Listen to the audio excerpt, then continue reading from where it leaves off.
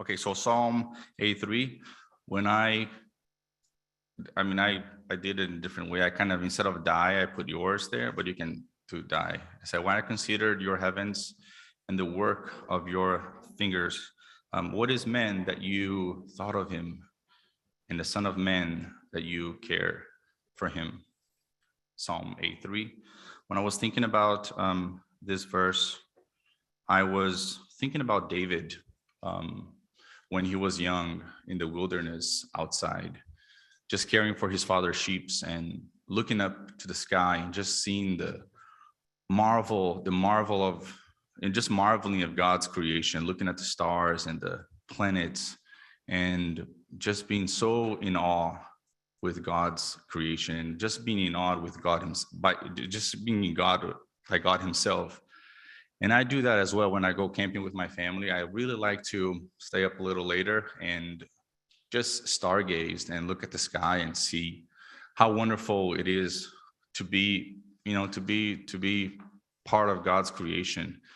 And it's such a humbling thing to know that the sky is so huge, and the creation is so huge and so big, and I am so small. But still, even though I'm small, I'm still very special to God. And how small am I? In Isaiah 66:1, it says, "Heavens is God's throne, and the earth is His footstool." And if you think about it, heaven and all the creations is God's throne, and the earth is God's footstool. And if the earth is God's footstool, how little am I in that earth? But that doesn't mean that I'm not special. And I want to tell you a story just to illustrate how special I am. And I want the kids to really pay attention, because I wrote a story for you guys. And I wanted you to imagine, as I'm talking about this story, I wanted you to imagine you in it. Sorry, this is what I wrote. So you might be asking yourself, little kids, is it really possible that God can really see you, and God can really think of you and care about you? And so this story is to illustrate that. So let's say you went to the beach and your daddy said to not go in the water because the waves that day was really higher than normal. But after a while, you saw that other kids were playing in the water, and you think that it is safe for you to do as well. And so you do the same. You decided to play in the shallow ends to start because you think that you are safe. But after some time, you decide to go a little deeper because you want to have more fun, and you also see other kids playing in a little deep, like in waters on your knees. And then after a while, you see other kids playing in the waves, and so you think, well, I can swim too, so I'm going to go to the waves. And without you seeing it, a big wave comes and pull you away from the beach. And the more you try to swim back, the further you get from the beach. And you think, oh man, I should have not disobeyed my daddy.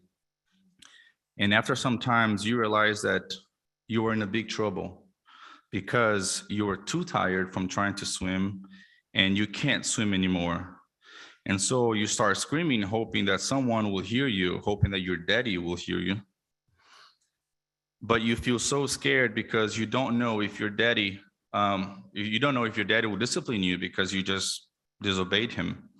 But your daddy hears your call, and he sees you really far from the beach. And your dad is a great swimmer, but he never swam so far, and he doesn't know if he can make it. He doesn't know what will happen to him while he's swimming to you. But he knows that you are in trouble, and that you need him. And all that he cares at that time is to bring you safe back to him.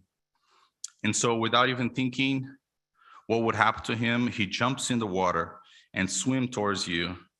He swims for hours without stopping, but the waves keep pulling him further and further. But your daddy would not give up. He swims until he finds you and holds you up above the waters. But while you are both waiting for help, a storm comes and big waves comes, and your daddy keeps holding you above the waters, even though he goes under the water, but he holds you up, and so that way you can breathe. Until after some time, help comes, and it's a big rescue helicopter, and the helicopter drops a rope and everything.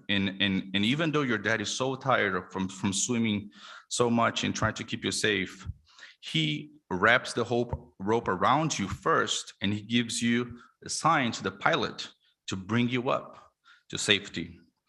But the storm gets even heavier, and the waves gets even bigger, to the point that the helicopter has to fly away and leave your daddy by himself. And as you fly away, you look down and you see your daddy's face, and you can see a smile in his face. But there's nothing you can do. You don't even know if you ever see your daddy again. And so after 3 days, the storm goes away, and the helicopter goes out again to look for your daddy. And the helicopter comes back, and you see your daddy on the window looking for you, trying to find you. The helicopter lands, the door opens, and you run to your daddy and ask him how he survived all the storms and the waves.